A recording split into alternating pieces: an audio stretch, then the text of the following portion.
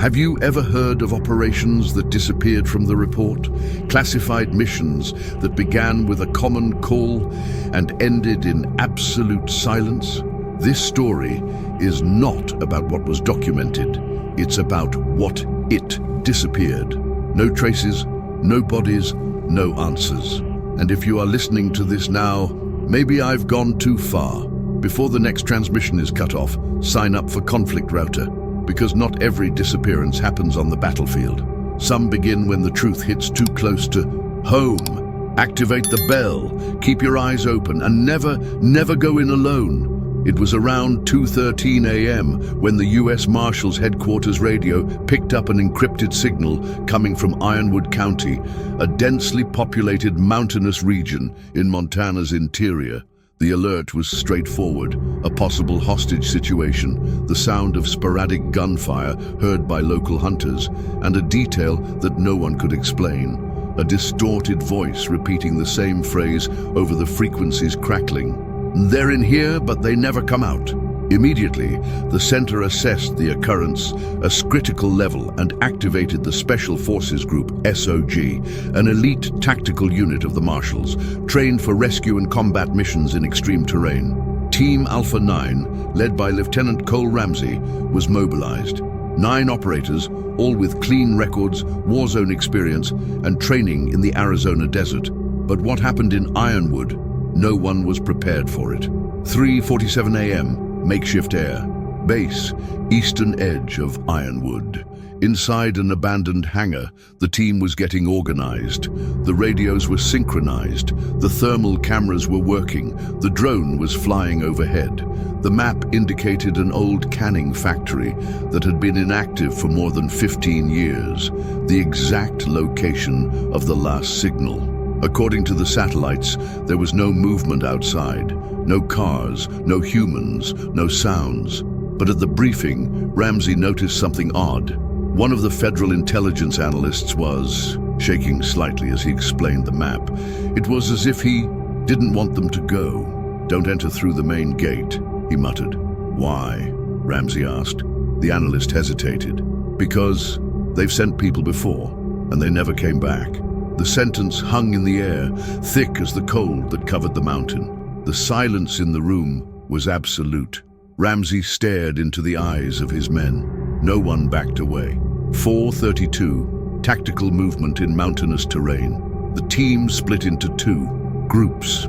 One on the ground, the other with a reconnaissance and thermal surveillance drone. The radio was clear, but as they moved deeper into the forest seemed alive. Branches bent like hands. Natural sounds, owls, crickets, leaves, slowly faded. The drone stopped transmitting 800 meters from the factory. The images went black. "We lost the air signal," said Ramirez, a technical operator. "Still on the ground," Ramsey replied. "Captivity may be within. Time is hostage now." Went in. They reached the facade of the old factory. What they saw was a corroded building covered in dry ivy, but with a strange appearance, too preserved. As if someone cleaned the place frequently, they invaded from the side without making any noise. CQB tactics activated, precise movements, silent. Inside, a smell of rusty metal, dried blood, and incense. The walls were scrawled with symbols. They weren't graffiti, they were geometric marks like circles inside triangles, and words in ancient Latin. "There's no way back. There is no way back." It was then that Ramsey's radio crackled. "Team Alpha 9, this is Central. Are you listening?" Ramsey replied. No one on the other side heard. 5:18, first contact with something. On the second floor of the factory, the team found a door locked behind wooden planks. Ramsey ordered it opened. Inside was a dark room with a desk and a surveillance camera running, recording in real time. When Ramirez connected the monitor to the system, it froze. There, in the recordings of the last 72 hours, were images of other agents, men in uniform, some FBI, others unidentifiable. They entered the same room and never left. The camera showed the same sequence. The man entered. He looked towards the wall. The light blinked. The image froze. When I came back, the room was empty. "Where did they go?" Ramirez murmured. Suddenly, one of the operators, Agent Lauer, shouted from inside the hallway. "There's someone out there! Someone ran!" Past. The team ran outside. Nothing. When they came back, the room was different. The camera was broken, and the door locked from the inside. But no one had stayed there. 05:46, the last time they were heard. The team descended into the basement. It was the last unexplored point, a direct access to the factory's old drainage system. The place smelled of mold and rotting meat. Their flashlights began to fail. And then the noise started. Steps, many, but no shade, no heat, no weight. Ramsey tried to make contact. "Central, this is Alpha 9. We have found evidence of multiple casualties. We request immediate evacuation. I repeat, immediate evacua." Hiss, noise, then silence. The Central never had contact with them again. 7:03, final report. When the reinforcement team arrived 3 hours later, the factory was empty. No signs of combat, no signs of entry, and most strangely, no previous thermal presence data had been recorded, as if no one had been there. But Central knew, because Ramsey's last voice recording, analyzed by audio spectrum, contained a whisper behind it, a voice that no one on the team recognized. She said, "Now they are part of the place."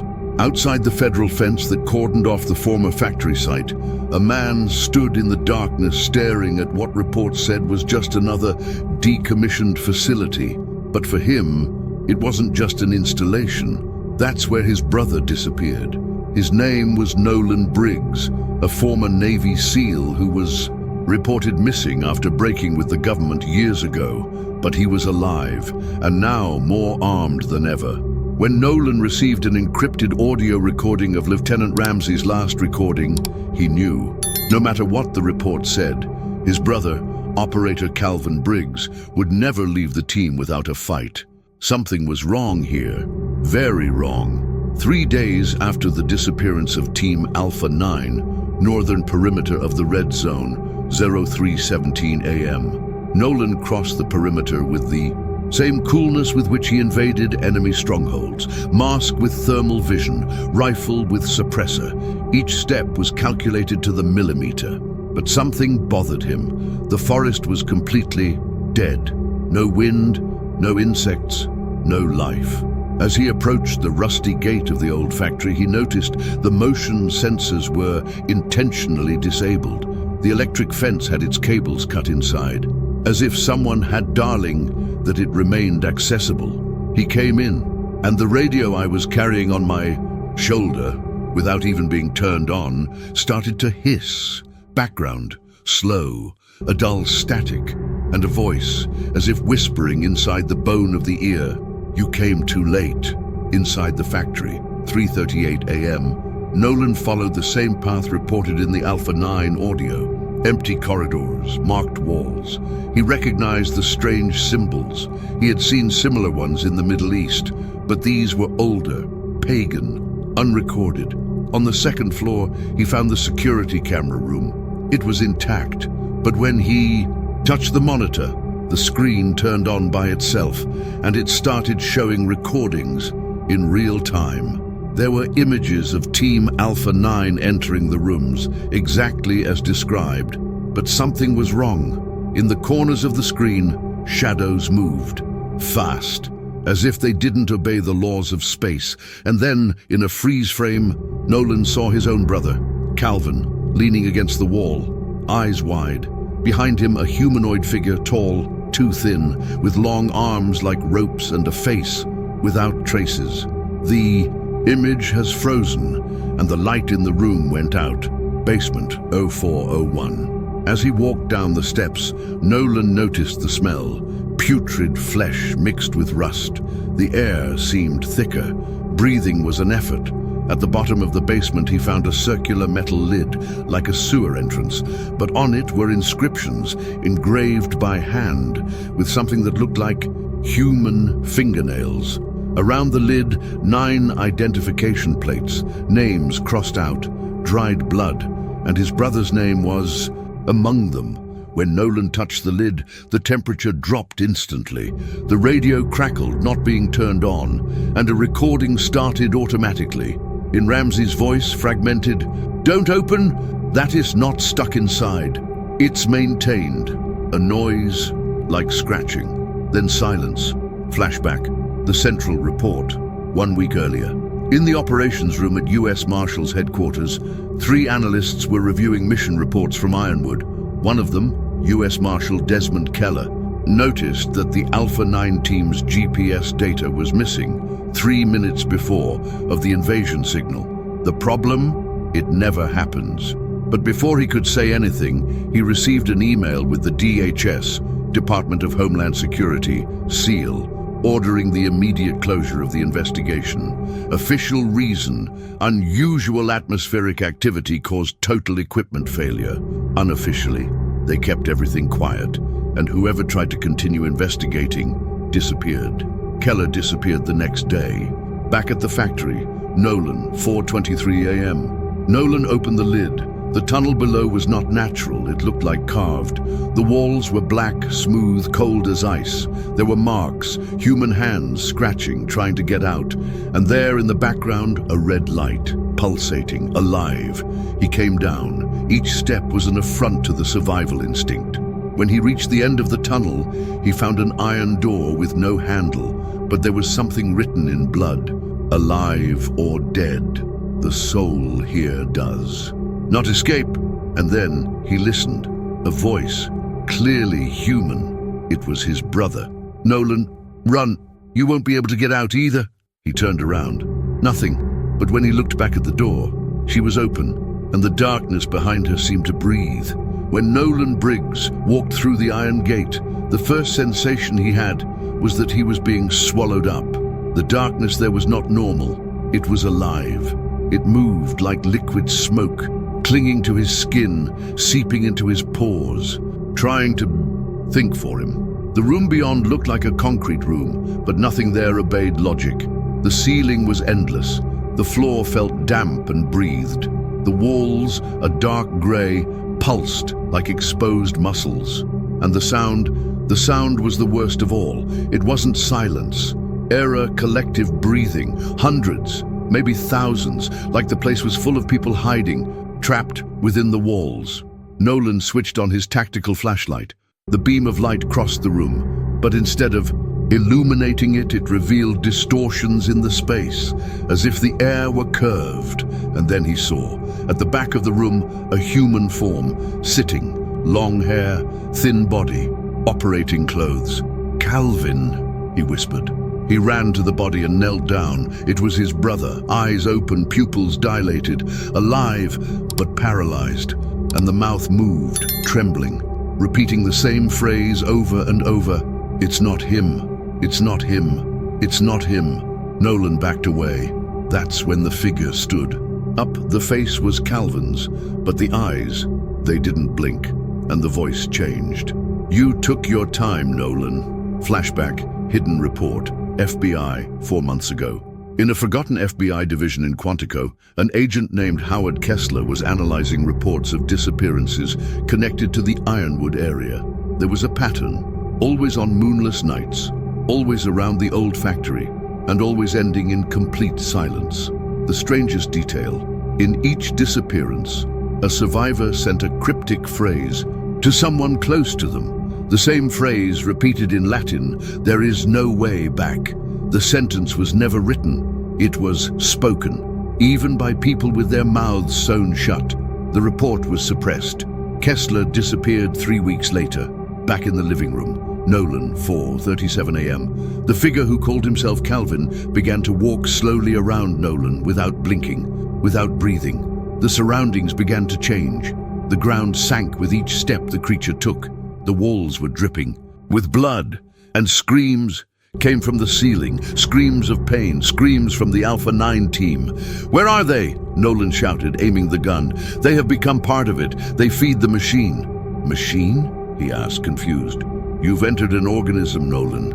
This place isn't physical. It's an echo, a trap built to hunt soldiers. It shapes itself to your guilt, to your pain." Nolan felt something warm run down his nose. Blood. And for a second, the vision went black. 0442. Awakening in the unknown. He woke up in a different room. A circular cell. Red light pulsing from the ceiling. The gun was gone. The radio was on the floor, broadcasting whispers that weren't his. And on the wall in front, written in blood, "You are within yourself." Around, other cells, and inside them, the other voices. One by one, the faces of Team Alpha 9 appeared. Trapped, some delirious, others tearing at their own fingernails trying to get out. But they all had the same look. Absolute terror, not from the place, but of themselves. Ramirez cried, staring at the reflection in the glass. "He showed me what I did in Iraq. I never told anyone." Lauer repeated, "I shot the boy. I lied. I said he had a gun. He didn't." Ramsey, the leader, was trembling in the corner of the cell. "This doesn't kill you. It forces you to see everything you pretend you forgot." Nolan understood. The place fed on blame. That was it. That was what kept him alive. And the more the person resisted, the more the captivity took root in them. He needed to get out, but something worse happened. A new cell has appeared. Empty, but with a name written on the wall, Nolan Briggs, 0459. The revelation. The sound of something crawling came from the ceiling. Nolan positioned himself in the center, and then, for the first time, he appeared. A humanoid creature, eyeless, with a face covered in symmetrical scars. The body was pale, the arms stretched to the ground. The voice was multiple, as if 1,000 mouths were speaking at the same time. "Do you want to leave, soldier? I want my brothers back. You lie. You want to redeem yourself." Nolan stared at the creature. She held out a mirror. In the reflection, he was no longer a man. He was a jailer. He wore the same uniform as the factory kidnappers. And for a second, Calvin's face appeared in the reflection, crying. "What are you?" Nolan asked, unable to look away. "I am what remains when regret has nowhere to go." The room began to close. The ceiling slowly descended, and the lights blinked in a pattern that formed the sentence, "You never came in. You were always here.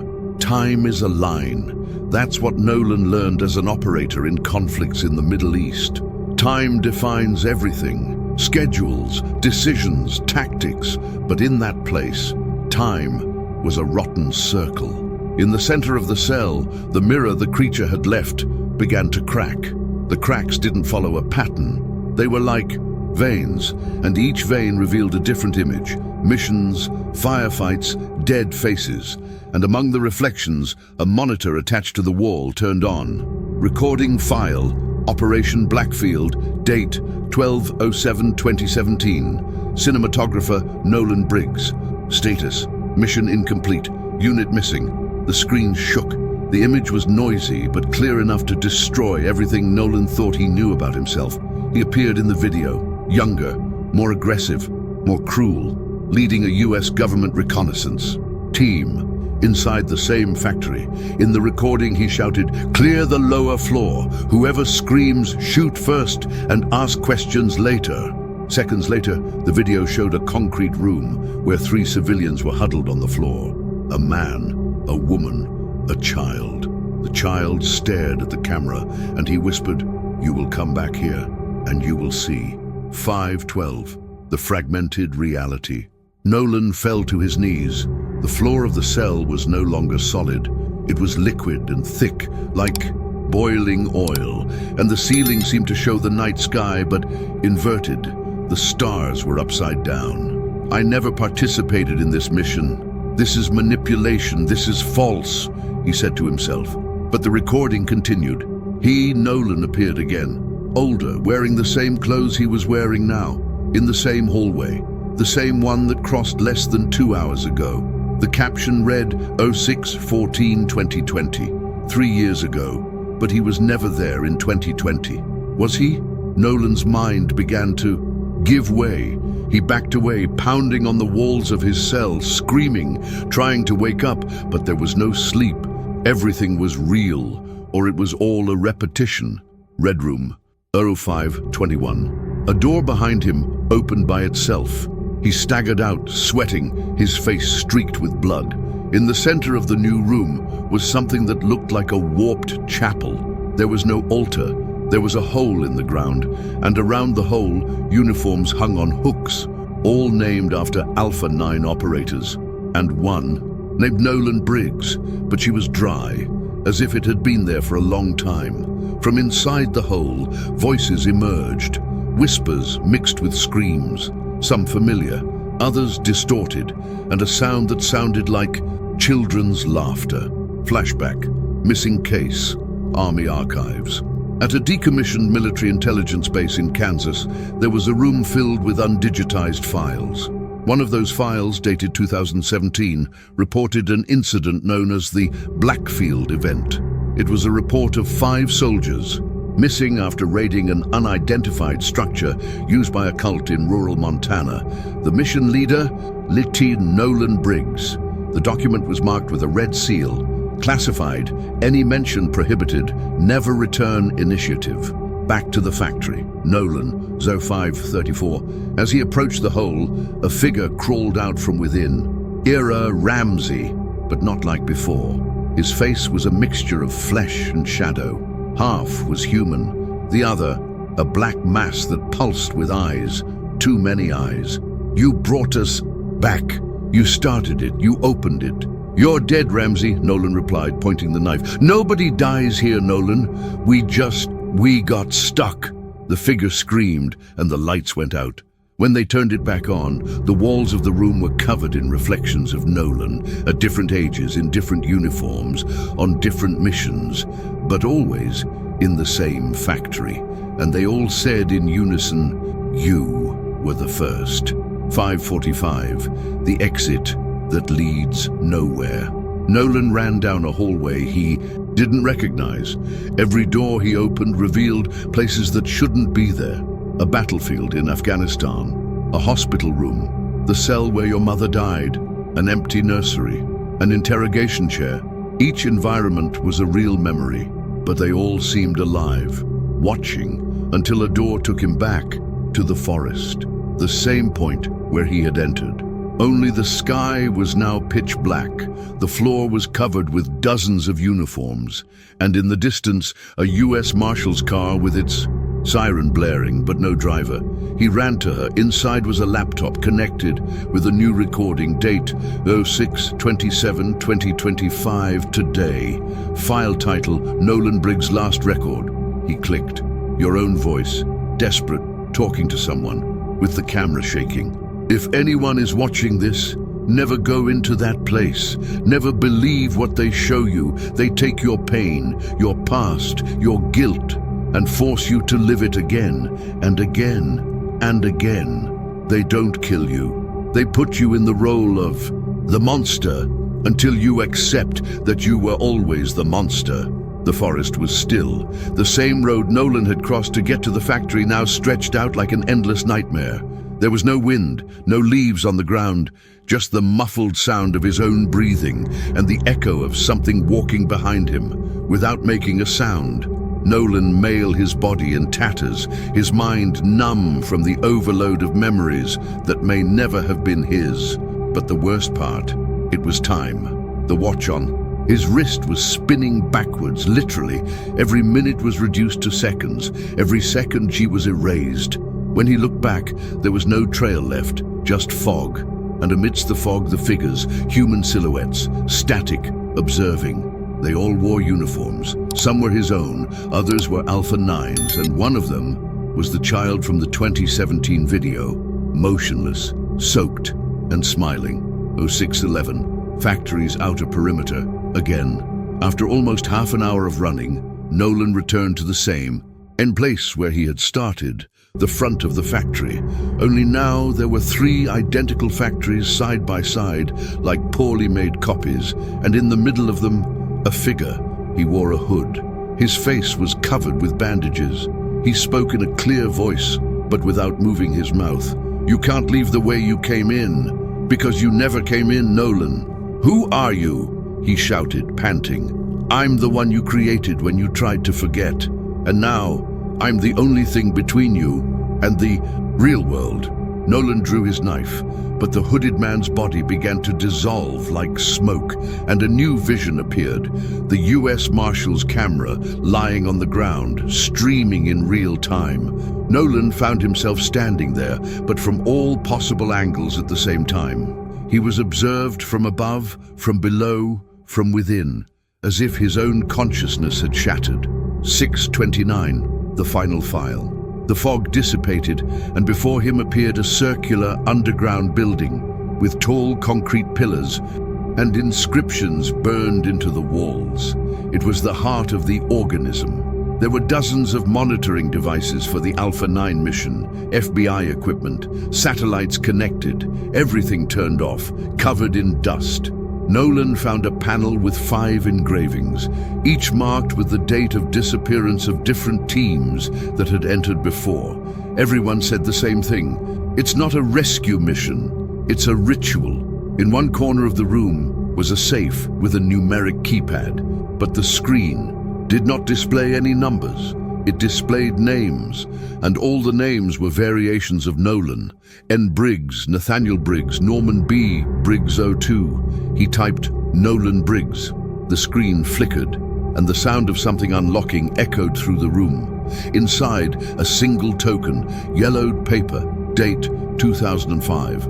Operation Never Return Designated Agent Nolan Briggs. Objective, anchoring of autonomous cognitive entity in militarized zone. Status, hostile object contained within agent itself. 0646. The entity, the room shook. The structure began to crumble. From the ceiling, the same creature from the previous reflection appeared. No eyes, with black veins pulsing through his body. She floated down, enveloped in living darkness. But now, Nolan saw clearly. She had his face, or the face he had forgotten. You sealed me here 20 years ago, Nolan, not to destroy me, but to forget who you are. I am Captivity, he whispered, his voice breaking. You are the bearer of the key, and every time someone tries to open the door, you are reactivated, and the prison begins again. The creature reached out, and from the palm, a beam of light came out showing a room. A regular room, with a hospital bed, and a different Nolan, lying down, in a coma, monitors beeping. The card on the corner of the bed said, Patient 477B, neural blast trauma, recurrent hallucination, cognitive dark zone, 0658. The awakening. Nolan staggered.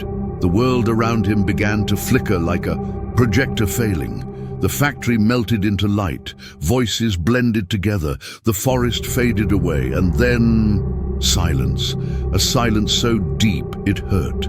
When he opened his eyes, he was on a stretcher in the middle of a government base, but the faces around, they were not human, and the base had no roof. Reality was a poorly pasted wallpaper in infinity. A woman in a lab coat approached, but she had no face. Patient 477B, you have attempted to exit the cognitive simulation. This is common, but there is no outside, Nolan. Not anymore. You are where you have always been, with guilt. She touched her forehead, and he woke up, in the middle of the forest, alone, in front of the factory, again. And the radio next to him said, Team Alpha 10, you have been cleared for entry. Coordinates confirmed. Rescue mission is now underway. The forest was silent. The breeze didn't blow. The trees didn't sway. And Nolan didn't breathe. His eyes were open, fixed on the same factory where everything always ended, or it would start. The radio next door was broadcasting a new voice. Alpha 10, positioning confirmed. Special Forces authorized, entering the operating zone. Command, this is Lieutenant Vickers. Equipment synchronized. Thermal clear. No visible activity, just a figure. The team via Nolan, alone, standing in front of the gate. But the Nolan they saw wasn't him. 7:14. Inside Nolan's head. Inside, Nolan's mind was a wasteland. Thousands of doors floated in an infinite void. Some open, others trembled. Each one was a memory, a mission, a lie told to hide what he was forced to do. And in the center of this labyrinth, there was a living door covered in eyes. It was the last minute. Behind her, the place where not even time dared to enter. Flashback, the first cycle, 2005. Nolan, 24, is leading a military intelligence team on an experimental operation in northern Montana. The official goal, to test a new neural interface technology for cognitive prisons. The real goal? Contain an entity that only exists within human guilt. They didn't build a prison. They used Nolan as a prison. Your trauma, your guilt, your decisions have been converted into dimensional structure. And every time another agent disappeared, it was absorbed as fuel until Nolan started to forget, and forgetting was part of the mechanism. Back to the forest, 07-19. Alpha 10 was approaching, and Nolan watched them, but his eyes did not blink. He didn't seem to hear, nor react, until one of the operators pointed out, "Sir, he is smiling." Inside the last door, 07-21, Nolan crosses. The void dissolves. Gravity ceases to exist. On the other side, a formless environment, a den of repeated memories. In the center, an older version of himself. White hair, aged face, eyes too deep. "You took your time." "What is this place?" Nolan asked. "This is where those who can no longer stand running away from themselves come. Here, the truth is the only way. But no one can hold out for long." Nolan walked over, and he realized that everything around him was made of himself. The ground was his skin, the walls, its bones, the ceiling, your decisions. "How do I get out?" he asked. The older version smiled. "You don't leave. You choose, or you remain the cell, or destroy the key and let it all out." To 27. In the physical world, Alpha 10 enters the factory. The tactical team advances, weapons drawn, everything appears calm. But the thermal sensors fail, cameras capture distortions, and the layout of the place changes with each corridor. "This doesn't match the maps," says one of the agents. "None of this is real," Lieutenant Vickers mutters. "We're inside something." In the main room, they find Nolan. Only it's not Nolan. It is the entity. She is awake and smile. Inside the mind, the final judgment. Nolan faces the older version of himself. All around you, all the voices you heard, the screams, the whispers, the cries for help, now make sense. They weren't calling for help. They were begging not to be remembered, because remembering is reactivating the prison. It's feeding the cycle. Nolan understands. True captivity is not physical. It is the collective consciousness of hidden guilt, of shelved crimes, of orders that should never have been carried out. And he was the first to allow it.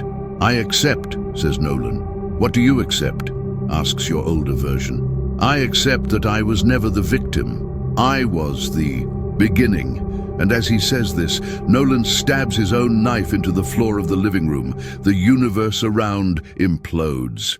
07:31, last transmission from Alpha 10.